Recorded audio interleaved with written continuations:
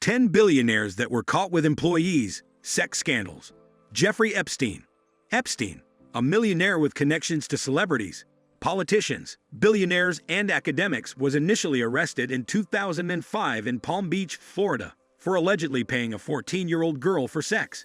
Despite numerous accounts of similar abuse by underage girls, he pleaded guilty in 2008 to a charge related to a single victim and served 13 months in a jail work release program. A shocking true crime tale of money, power, and sex from the world's most popular thriller writer. Jeffrey Epstein rose from humble origins to the rarefied heights of New York City's financial elite. A college dropout with an instinct for numbers and for people, Epstein amassed his wealth through a combination of access and skill. But even after he had it all, Epstein wanted more.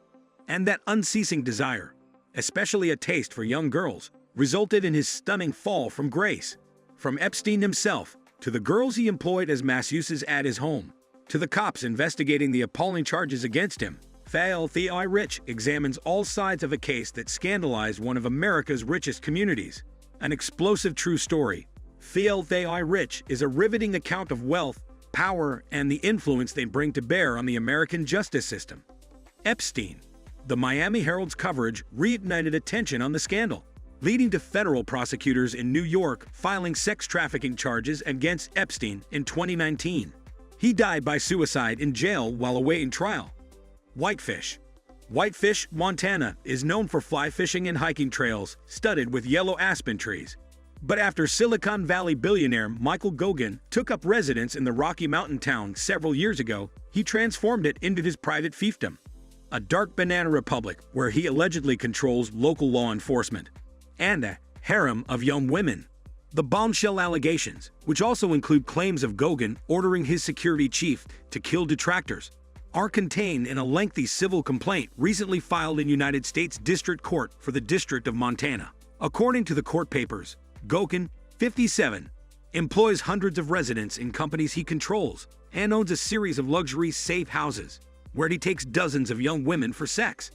He has a spreadsheet documenting his sexual encounters with 5,000 women, and even outfitted a local bar he owns with a basement boom room, which features a stripper pole.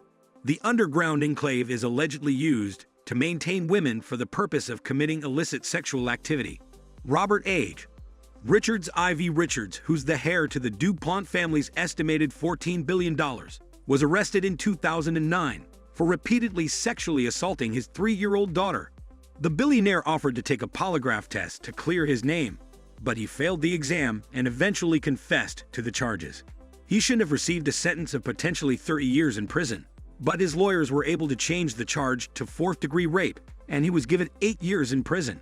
However, the court believed he wouldn't fare well in prison, so his sentence was suspended, and he was freed on probation. Mr. Gates.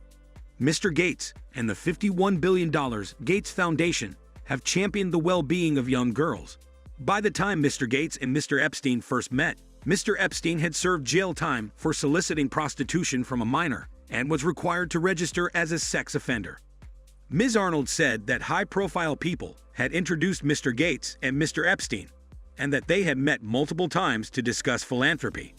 Bill Gates regrets ever meeting with Epstein and recognizes it was an error in judgment to do so. Ms. Arnold said, Gates recognizes that entertaining Epstein's ideas related to philanthropy gave Epstein an undeserved platform that was at odds with Gates's personal values and the values of his foundation.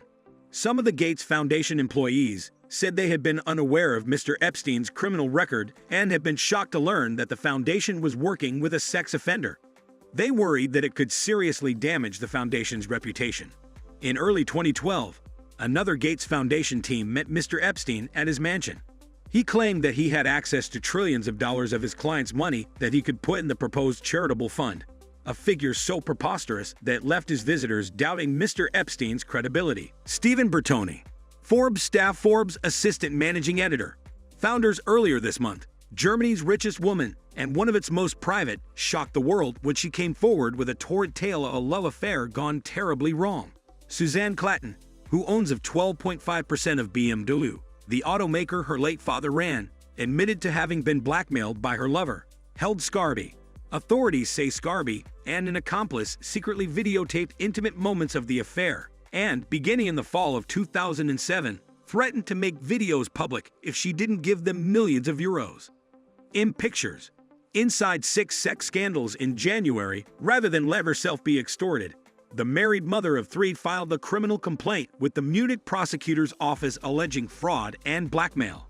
The investigation, which is ongoing, led to the arrest of the 2 men, who are now in jail, Scarby in Munich and his alleged accomplice in his native Italy. No trial dates have yet been set. Clatton recently went public with the details, despite the unpleasant public consequences for her.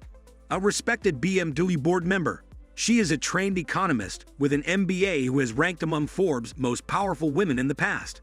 She is also a member of the supervisory board of Altana, a chemicals company she controls, and is now trying to take private in a $1.2 billion deal.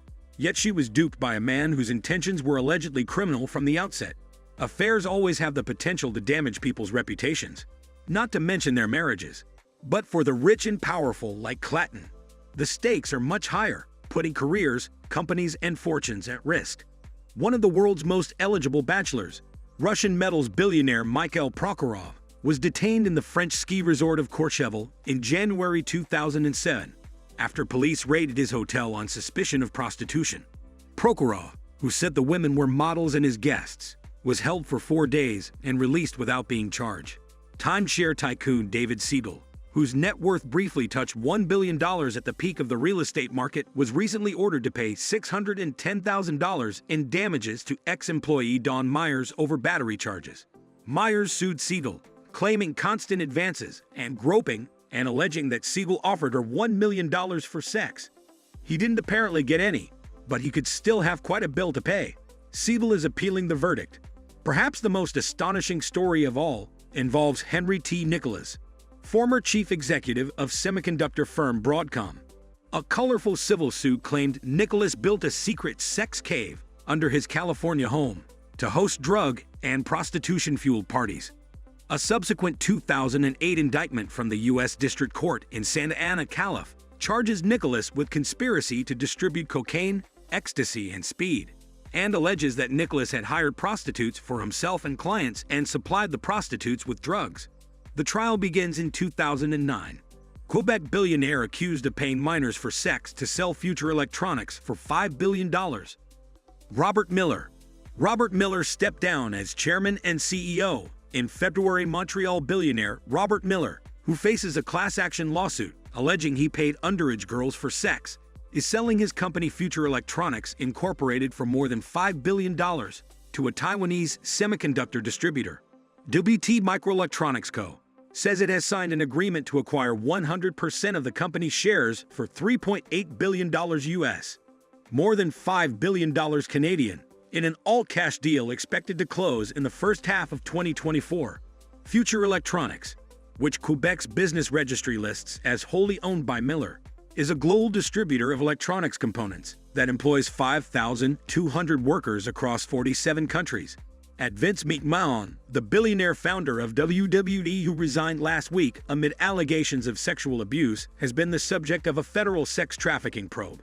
Since 2022, the Wall Street Journal reported Friday, as investigators look into several allegations of sexual misconduct by Vince McMahon, claims he has repeatedly denied over the years.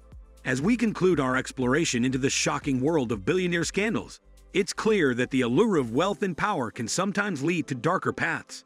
From the disturbing case of Jeffrey Epstein, whose crimes scandalized the nation, to the revelations about Michael Goguen turning a quiet town into his own personal kingdom of debauchery, these stories serve as a stark reminder of the complexities that accompany immense wealth. Even heirs to vast fortunes, like Robert H. Richards IV, couldn't escape the reach of justice, though the outcome of his case left many baffled by the apparent leniency of the legal system. And while figures like Bill Gates found themselves inadvertently entangled with individuals of questionable character, their associations serve as cautionary tales about the company one keeps.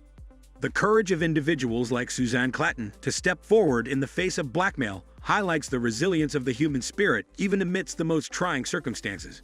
Yet, it's also a reminder that no amount of wealth or influence can shield one from the consequences of their actions.